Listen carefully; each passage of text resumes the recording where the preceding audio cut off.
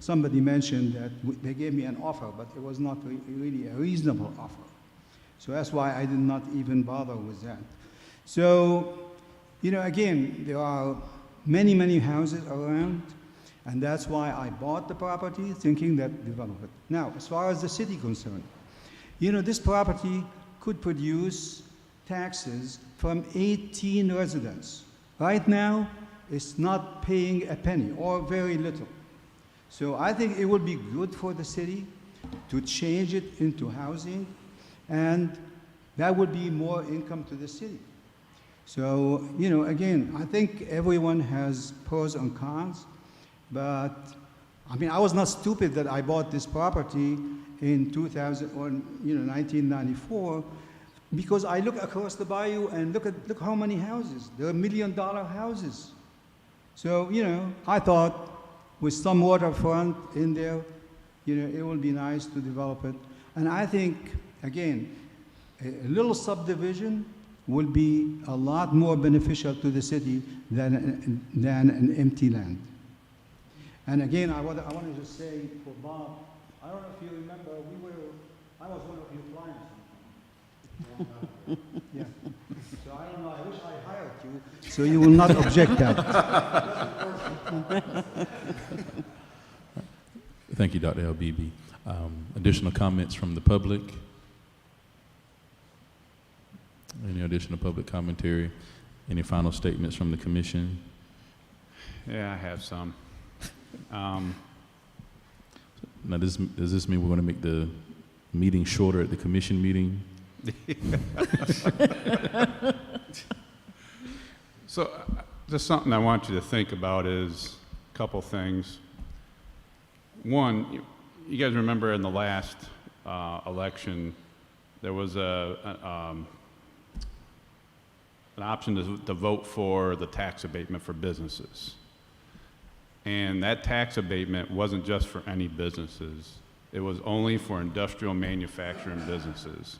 And why did they do that? Well, it's because there's so much meat on the bone when it comes to industrial manufacturing businesses. And those businesses know that.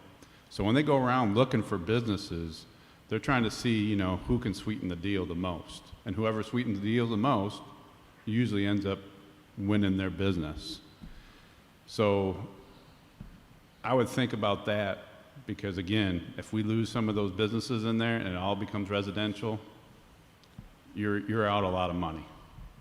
And so this is the way I look at residential also. Something else to think about is, remember I talked about for every dollar of tax revenue we get, we provide approximately about $1.40 of city services. It's a net loss. And that's why you have to have property taxes. That's why you have to pay for your water, your sewer, your sanitation, because we're not a profit business. We're there to provide a service. But when you look at industrial manufacturing businesses, we're not providing a whole lot of city services. And so we make quite a bit of money on it, and we cannot screw that up. If we screw that up, we'll never, ever get it back. So just something I want you to think about. It just occurred to me, and I don't even know what made me think about it, but as I look at this red line around this huge piece of property, that new assessment thing that we passed a few months back, I bet that piece of property, I bet they pay huge assessment fees for that. Double. He did. Yeah, he's coming to talk to us about the stormwater assessment Yeah. as well. As well as Dr. Abibi's property, that Yes. whole big piece of property. He's probably paying thousands on that. Any final statements from the commission? Commissioner Aldridge, Commissioner Perno? Any final comments from the public? All right, thank you all for your, yes, sir.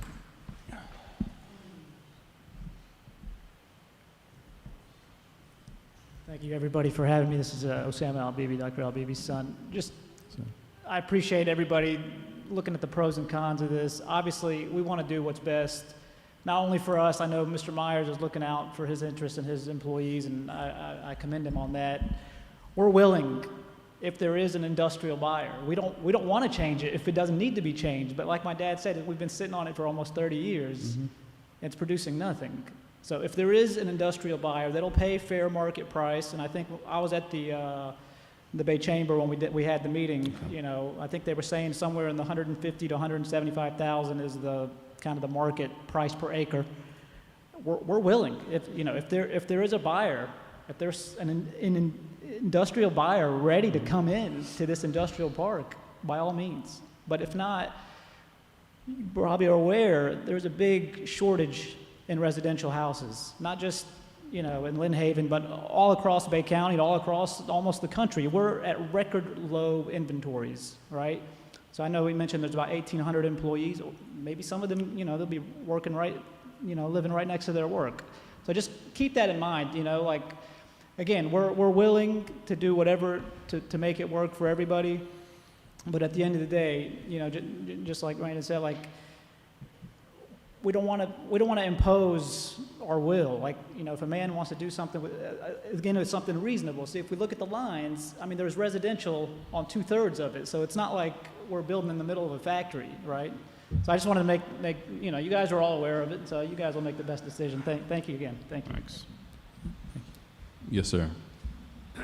Brian Gray, 1513 East Ninth Street. As was mentioned before, when this property was purchased 30 years ago or so, it was with the expectation of it's in an industrial zone. When I bought my property on Ninth Street, it was in a residential area. So, there's a lot of things to consider.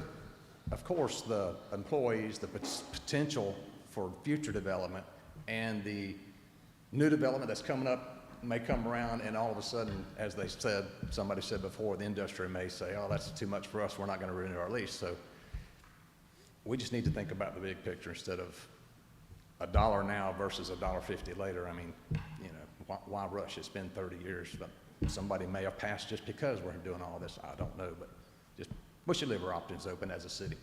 Thank you. Thank you. Any final statements? All right. Thank you all for coming out tonight. This will be on our next agenda, I believe. And okay, this will be on our April 12th commission meeting agenda. Meeting adjourned.